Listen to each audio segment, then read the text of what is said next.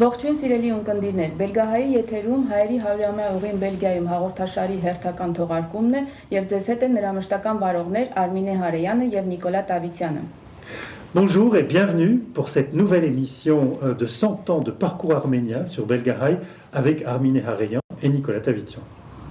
Բելգիայում հայկական կառույցների հիմնադրման 100-ամյակին ընթരാճ մենք փորձում ենք ձեզ ներկայացնել մեր համայնքում բնակվող մարդկանց, որոնց կյանքը լեցուն է եղել հետաքրքիր պատմություններով եւ իրադարձություններով, եւ նրանք վայելում են հասարակական հարգանքը եւ պատրաստ են կիսվել մեր ունկնդիրների հետ իրենց պատմություններով։ Այդպիսի կերպարներից է արվեստի գործերի վաճառական Բելգիայի հայերի կոմիտեի նախկին նախագահներից Արա Բրույրը, եւ այսօր մենք գտնվում ենք նրա խանութ պատկերասրահում։ À la veille du 100e anniversaire de la fondation des institutions arméniennes en Belgique, nous sommes heureux d'avoir l'occasion de vous présenter des Arméniens vivants dans la communauté, des personnes dont la vie a été pleine d'événements et d'histoires passionnantes. Ces gens sont prêts à partager leurs histoires et leurs conseils et leur expérience avec nos auditeurs. Et parmi ces personnalités, en figure une que nous sommes particulièrement fiers de vous présenter aujourd'hui, c'est Ara Bölüj, qui est marchand d'art et qui se trouve être aussi l'un des anciens présidents du comité des Arméniens de Belgique. Բարև Արա։ Բարև։ Պատմեք ձեր մասին, որտեղից եք գալիս, ով եք եւ ինչով եք զբաղվում։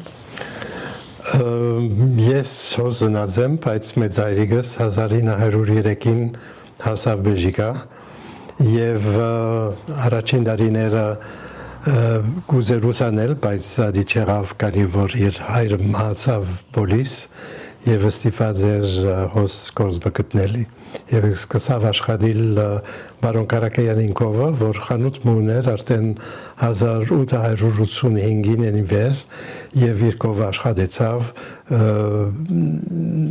մեծ ցուցանտես մգար Լիեժ եւ մեկ բերկունեին, որոն կանի մշապատ ընտեղ մնա մեծ այրիկս ադանքը սկսավ եւ վերջը բավական ադեն միասին աշխատեցան եւ 1917-ին երբ որ փախան Հոլանդա, որովհետեւ օթոման թուղթեր ունեին, թուրքական թուղթեր ունեին, կացին Հոլանդա եւ երբ որ վերադարձան 1929-ին հոսխանութը բացավ։ Donc ton grand-père ou tes grands-parents sont arrivés en Belgique, si je ne me trompe, en 1903. En 1903. Mon grand-père est arrivé en 1903. Ma grand-mère est arrivée, je ne sais pas exactement à quelle date, mais elle est arrivée avant la guerre. Elle avait une cousine qui habitait Kortrijk, et elle avait une maison de mode. Elle a fait venir ses cousines pour l'aider à développer la maison de mode. Au fond du magasin une photo des photos de tes grands-parents. Oui. Je te propose d'aller les voir. Oui, ça nous permettra de voir un peu le magasin. Très bien.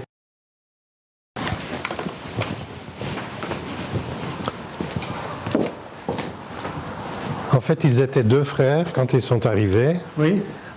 Et c'était le plus jeune frère qui avait plutôt opté de venir en Belgique parce qu'il voulait apprendre le violon. Il jouait déjà un peu au violon et il voulait terminer ses études. Et Bruxelles était très réputé, le conservatoire de Bruxelles était vraiment l'adresse où il fallait être pour apprendre le violon. C'était l'époque qui a succédé à Eugène Ysaÿe et tout ça, donc c'était très prestigieux comme conservatoire.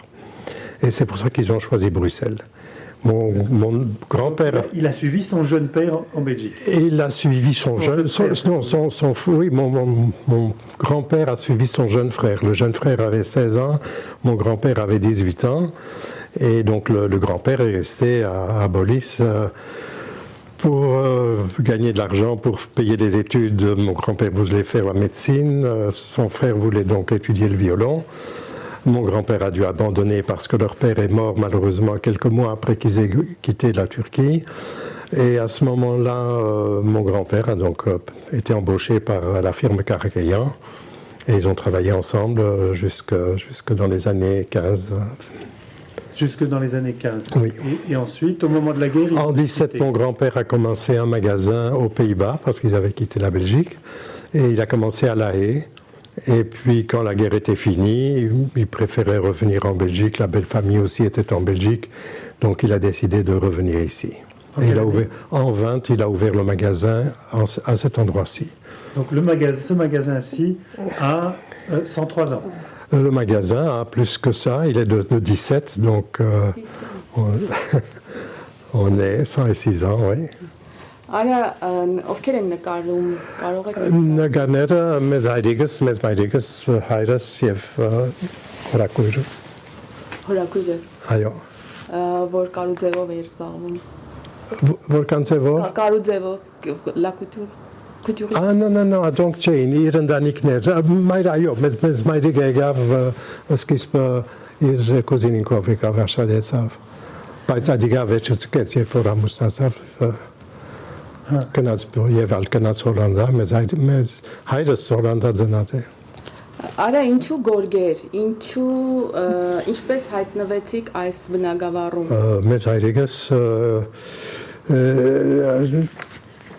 ուրիշ comment dire, attends, je cafouille. Il n'avait pas le choix.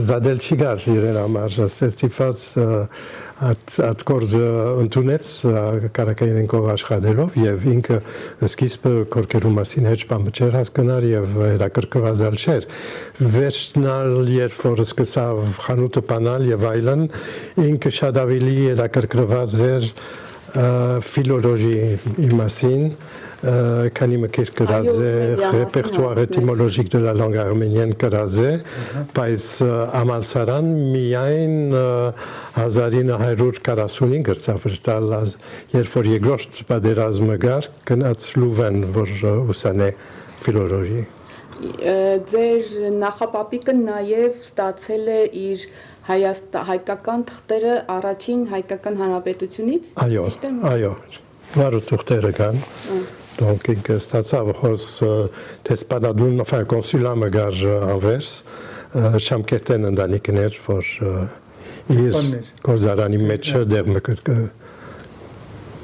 որ տեսպանադուններ, enfin կոնսուլաներ։ Donc, et tu as hérité de leur nationalité? Non, parce que c'est une nationalité qui a été ça n'a pas duré longtemps, c'est la République arménienne, quand c'était juste après la Première Guerre mondiale, donc ça ne s'héritait pas, c'était fini, il n'y avait plus... Ils étaient tous apatrides, ils n'avaient pas de papier de nationalité, ce n'est qu'après qu'ils ont acheté des nationalités. Mon grand-père a acheté pour la famille, je crois, parce que c'était pas trop cher, la nationalité persane. Tout le monde était iranien. Quand je suis né, j'étais encore 15 jours iranien, mais alors mon père a reçu, la Belgique lui a donné la nationalité belge en cadeau parce qu'il avait été dans la résistance. Donc il a reçu... Donc vous avez dû attendre après la Deuxième Guerre mondiale? Après la Deuxième Guerre, oui, même, je dirais, donc c'est arrivé je suis né en 50, donc c'était qu'en 50 qu'on est devenu vraiment des Belges à part entière. Je crois qu'il y a d'autres photos de l'autre côté. Oui, en effet, oui.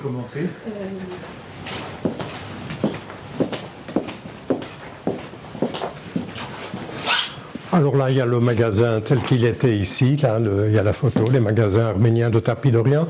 Mon grand-père avait insisté surtout pour que ça s'appelle magasin arménien, pour prouver que tout le monde n'avait pas été massacré et qu'il y en avait quand même qui avaient survécu au massacre. Et alors l'autre photo, c'était voilà, la camionnette de la firme, et c'était la famille. Tout à fait à gauche, ce n'est pas... Il y a comme une mosquée, mais ce n'est pas en Iran, c'est à Anvers, c'était une exposition universelle où il y avait un pavillon iranien où on pouvait louer, les marchands de tapis pouvaient louer un endroit chacun. Et à droite, ce sont des... Non, là, ce sont des vieilles gravures, c'est la Perse, c'est le Tchel Zitoun, c'est le fameux pont d'Isfahan, ce sont des vieilles gravures persanes. Ça n'a rien de particulièrement arménien.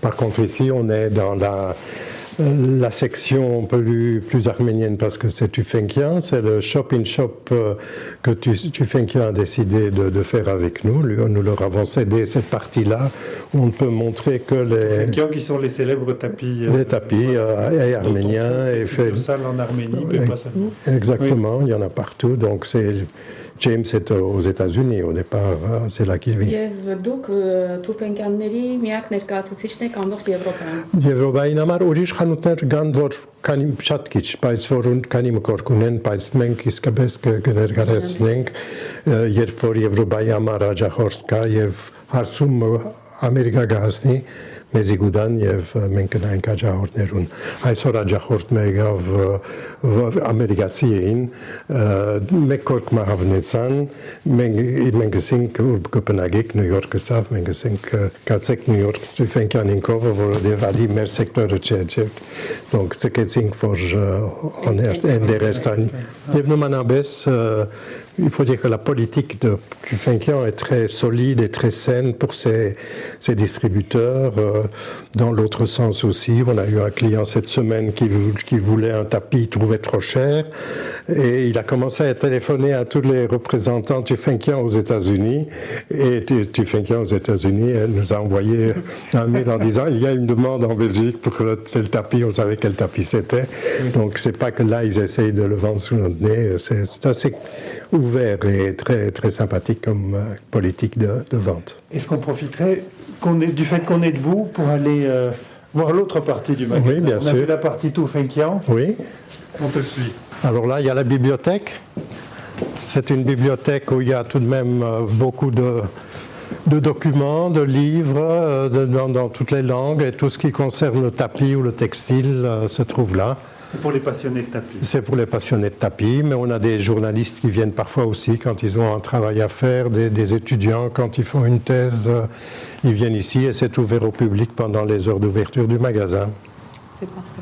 Հայկական գորգեր ունեք, արա, հին գորգեր ունեք։ Հին գորգ ունենք, մեկ հատ Իսվահանն է որ գուզեիցը, ասիգա նոր շնված գորգեր, Tufenkian ատեսակ գորգերը գշին է, ասենք որ մոտիվները ավելի բարսկական կամ տերգրկական մոտիվներն են, միայն թե քույներ ավելի նորոգած է փոխված են, բայց ասենք որ իրական հայկական մոտիվներ չկա մեջ, չէ։ Բայց դուք այնտեղ մեզ ցույց տվեցիք շատ ավելի հին եւ Այո, ավելի հին գորգեր ունենք հարգավ։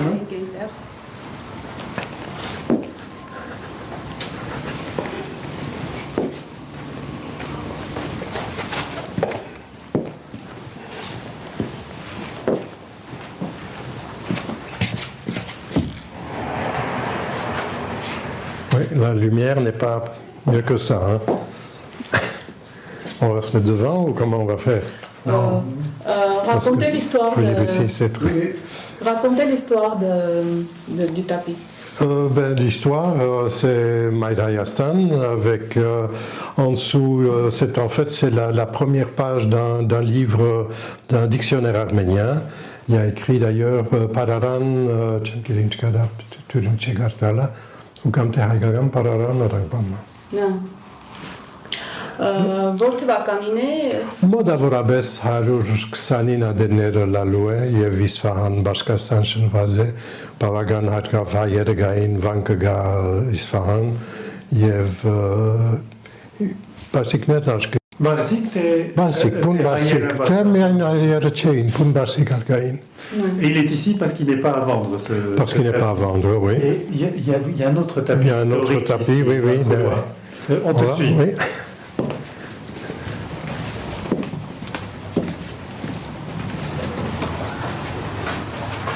Bon, ça fait partie de la production du Karabakh, où il y a beaucoup de tapis avec des personnages, c'est du figuratif, et souvent il y a comme ici, Nevers Sarkissin Hazarin Arudasning, c'est un cadeau pour Sarkis. Pour un Sarkis qu'on ne connaît pas. Parfois il y a du nom de toute une famille, le père, la mère, les enfants, donc c'était très, très courant dans le Karabakh, les gens mettaient leur nom dans les tapis aussi. Ah oui.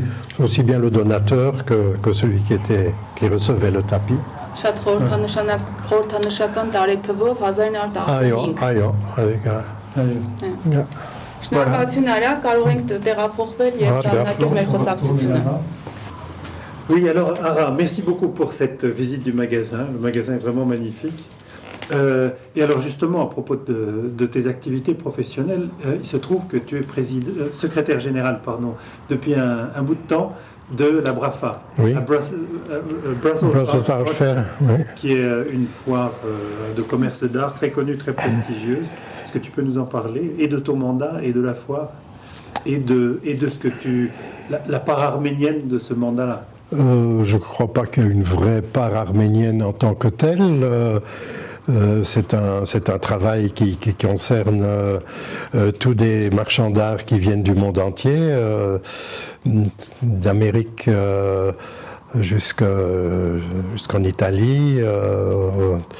Et je ne vois pas très bien quelle serait la part de mon arménité là-dedans. Là, je ne suis pas arménien à ce moment-là. J'ai une autre casquette et je fais ce qu'on attend de moi, j'espère donner un peu un rayonnement à cette foire.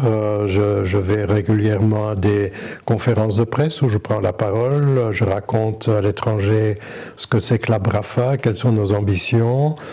Et puis, parfois écrire des textes si c'est nécessaire, mais on a une équipe qui travaille pour nous aussi. Donc, c'est vrai que c'est un poste de prestige qui m'a permis quand même de rencontrer beaucoup de gens, aussi certains artistes et tout ça qui étaient les invités d'honneur de la BRAFA.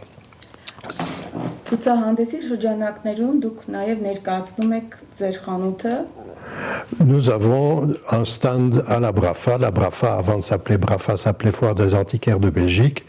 Or, notre firme a commencé en 57.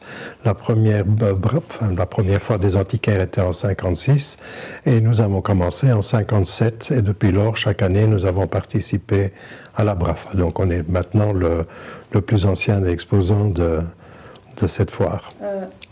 Այդ ցուցահանդեսի ժամանակ, երբ որ ընտրում եք թե ինչ գործեր ներկայացնել, արդյոք հայկական գորգեր ընտրում եք թե Այո, եթե բայց նոր գորգ չեն կրնացուցնել, միայն 5 գորգեր։ Donc 5 որ կոնե 100 տարի պետք է ունենան, բայց նոր շնված գորգեր անգարելի է։ Donc եթե բերենք 5 գորգեր կբերենք, ինչպես երկուքը որ դեսերեք այդ դեսակ գորգեր։ Ոչ վճարելու համար։ Ասոնք չենք ծախել, բայց երբ որ բրաֆան բերենքն է, կծախենք, ինչ որ բրաֆան կբերենք, կծախենք։ Արա, դու եղել ես Բելգիայի հայերի կոմիտեի նախագահ, եթե կարող ես ասել որ թվականներին եւ հատկապես այդ տարիներին, որոնք են եղել համայնքի առաջնահերթությունները։ Եթե լավ հիշեմ 2015-ին եւ 16-ին էր մոտավորապես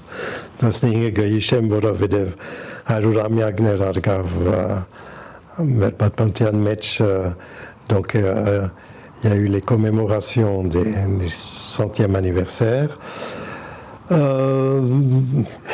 La première priorité, c'était de commémorer comme il se doit, et puis surtout d'avancer vers le public belge une image de ce que c'est que cette communauté, de ce que c'est que son histoire.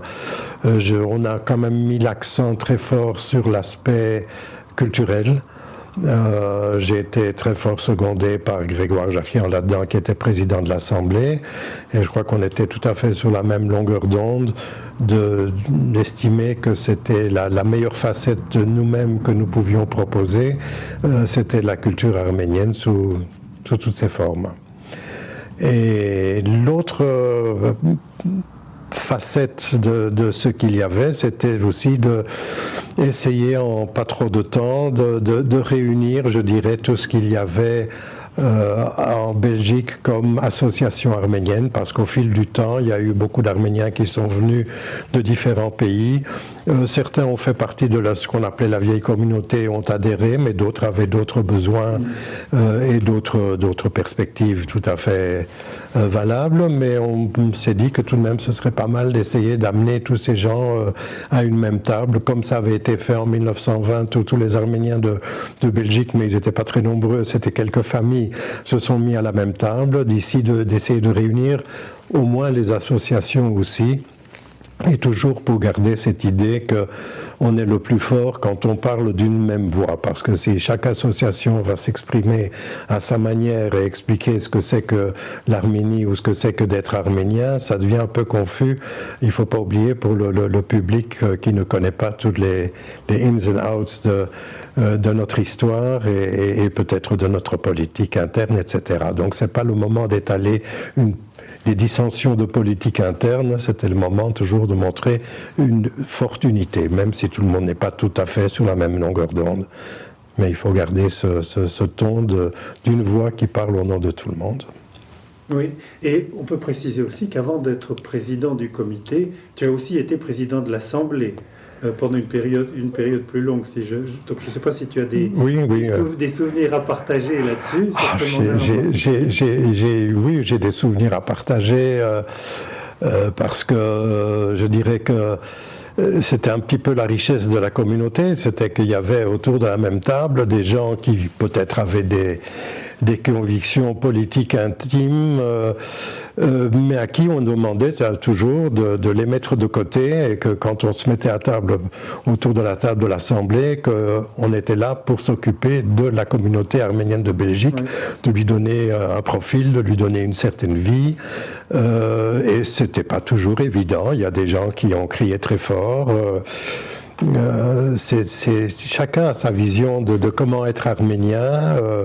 Mais alors tout ça, le comité et l'Assemblée, ce sont des structures des institutions communautaires de Belgique. Dans quelle mesure est-ce que ces institutions communautaires sont importantes pour toi aujourd'hui ? Pour moi personnellement, elles me tiennent fort à cœur, d'abord parce que dès le départ, dans les tout premiers comités qu'il y a eu, il y avait mes deux grands-pères du côté maternel, du côté paternel. Il y avait ma grand-tante Mélinée qui était un des personnages ici qui donnait des cours d'arménien à tout le monde. On a tous, une grande partie de la communauté ici, appris l'arménien avec elle. C'était très dur. C'était après l'école qu'on devait suivre des cours qui, soyons honnêtes, n'étaient pas toujours, du point de vue pédagogique, particulièrement subtils. Donc, c'était des anciennes méthodes où il fallait vraiment apprendre par cœur. Mais bon, peut-être pour ça, on a un peu appris quand même l'arménien à lire et à écrire, aussi mal que ce soit.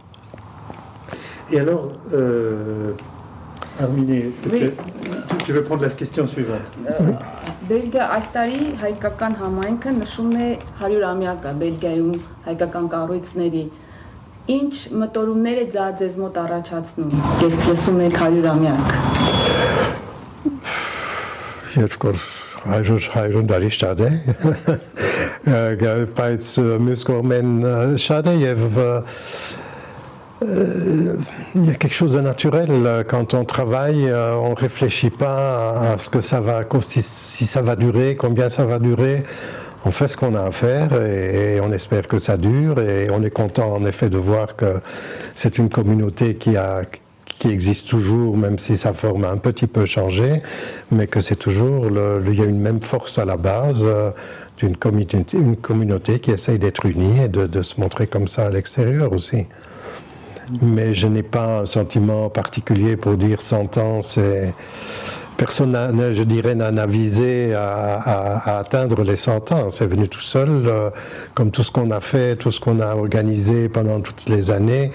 Ça se faisait, on avait envie de le faire. Il fallait donner du temps, il y a ça de moins en moins. Des gens... On comprend ta perspective, 100 ans c'est pas grand-chose. Ben oui, c'est évident, il faut de la patience.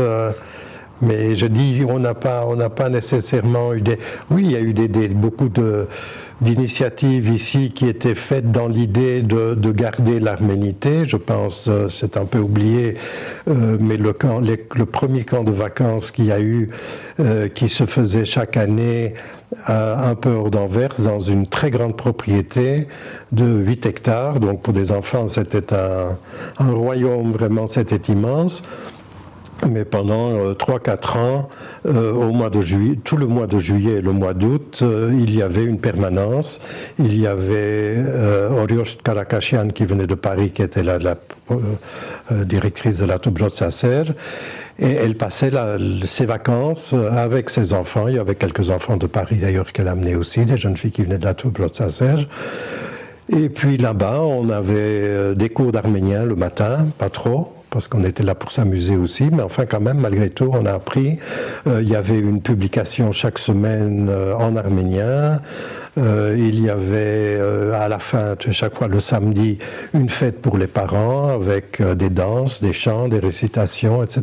Donc on a appris pas mal de choses là aussi. Et ça, c'était tout de même grâce surtout à Madame Khachikov qui était très fort derrière ce programme. Et puis il y a eu une répétition, mais je ne sais plus exactement quelles années, mais ça devait être à la fin, plutôt dans les années 2000 ou même avant, 95, où il y a eu une répétition parce qu'il y avait beaucoup d'enfants qui étaient venus de Turquie et tout ça, et qui n'avaient pas toujours les moyens. Donc on a refait des programmes à la mer, à la côte belge, avec de nouveau Mademoiselle Karakashian qui était la directrice et qui donnait des cours et qui en même temps permettait à chacun de s'amuser, de se détendre.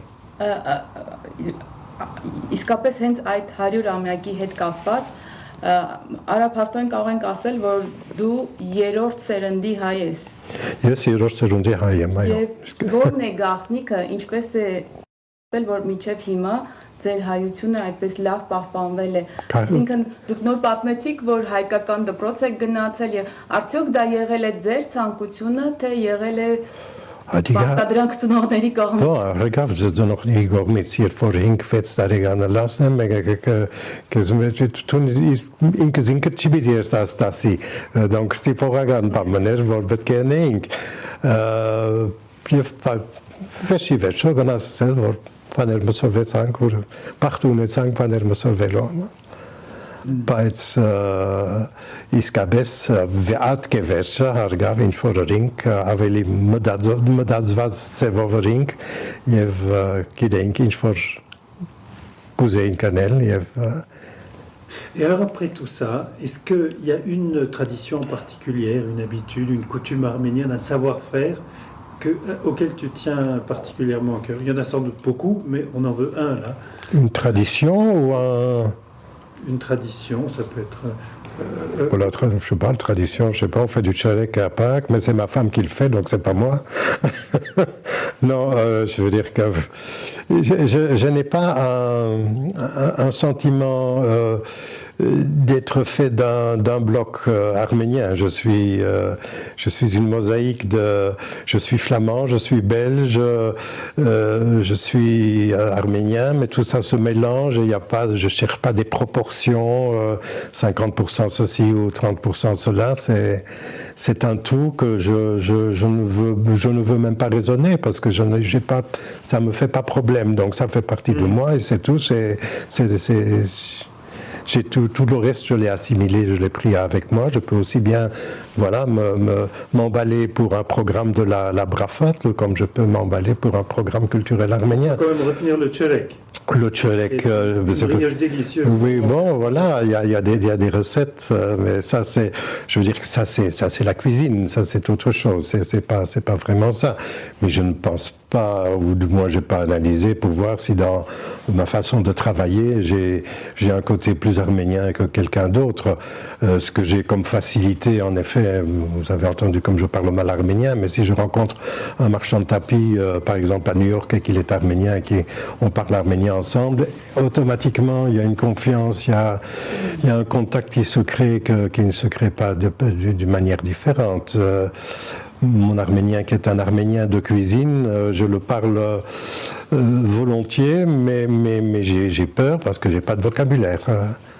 Mais quand je parle, je dirais une conversation tout à fait de base, oui, ça fait partie de moi aussi, même si... Արամ մեր հաղորդումը մոտենում է ավարտին եւ մեր ամենավերջին հարցը, որ մենք միշտ տալիս ենք մեր հյուրին, դա ու կուզենայիք տեսնել մեր հաջորդ հանդիպմանը։ Հաջորդ հանդիպումին համար մտածեցի դերևս Անժել Բոդար-Դուվլետյան, որ մոդիկ բարեկամեն, լավ գճանչնանք, Եվ գարզեմ տերևս ինքը ուրիշ ծևով ծեզի գրաբատմել ասկաղութը ինչ էր և ինչ եղավ։ Այո, Շատ լավ։ Որովհետև ինքը այդ կարծես թե այդքան էլ ակտիվ չէ հայկական համայնքում։ Ակտիվ էր, բայց դարբեր ցևով ոչ թե կահուտի մեջ, անձնախումբների մեջ եւ այլն ոչ, բայց միշտ հետաքրքրված էր եւ կհետևեր ինչ որ կբադայեր։ Տևլետյան ընտանիքը շատ ակտիվ էր համայնքում։ Այո, բայց ադիգա ուրիշ ընտանիք են, նույն ընտանիքը չէ։ Անոդովլետյանի ընտանիքը չէ եւ նոբարին։ Mais ça nous donnera l'occasion en tout cas d'aller leur rendre visite à Anvers. Ah, oui. Արա ցավոք մեր հաղորդումը մոտեցավ ավարտին, ինչպես տեսնում եք ձեր հետ ժամանակը շատ արագ է թռչում եւ շնորհակալ ենք մեզ կարճ ժամանակով հայկական լեռնաշխարհ տեղափոխելու համար։ Hélas, effectivement, notre programme s'approche de sa fin. Comme vous pouvez le constater, le temps est passé très vite et en bonne compagnie. Merci beaucoup, Ara, de nous avoir emmenés dans les hauts plateaux arméniens pendant cette courte période, de nous avoir fait découvrir ton magasin. Merci à vous surtout d'être venu ici. Դե ինձ սիրելի ունկնդիրներ, մեր հաղորդումը մոտեցավ ավարտին։ Նրանք, ովքեր կհետևեն մեր հաղորդմանը այսօր նաև YouTube-ում, կտեսնեն, որ կկարողանան վայելել նաև Նորայր Բրույր Գորգերի խանութի բազմերանգ հայկական մթնոլորտը։ Հուսով եմ, որ ձեզ համար այն ևս հետաքրքիր կլինի։ Հաճելի կլինի լսել ձեր արձագանքները եւ առաջարկությունները, որոնք կարող եք ուղարկել ռադիոյի Facebook-յան էջին։ Շնորհակալություն եւ մինչ նոր հանդիպում։ Ցտեսություն։ Voilà, l'émission 100 ans de parcours arménien se termine pour aujourd'hui. J'espère que cette rencontre avec Ara Beruj vous aura intéressé et vous aura diverti aussi. Ceux qui auront la possibilité de nous suivre sur YouTube profiteront en plus. Si vous avez écouté l'émission sur Belgara et sur la radio, donc sur YouTube, vous pourrez profiter des couleurs vives et de la beauté de la galerie d'Ara Beruj. Nous serions ravis, comme toujours, vous le savez, d'avoir vos réactions et d'entendre vos propositions. Vous pouvez les faire parvenir sur les médias sociaux par l'intermédiaire de la radio ou encore sur notre email, 100ansdeparcoursarménien@gmail.com. Et surtout, ne manquez pas notre prochain rendez-vous sur Belgara. À bientôt.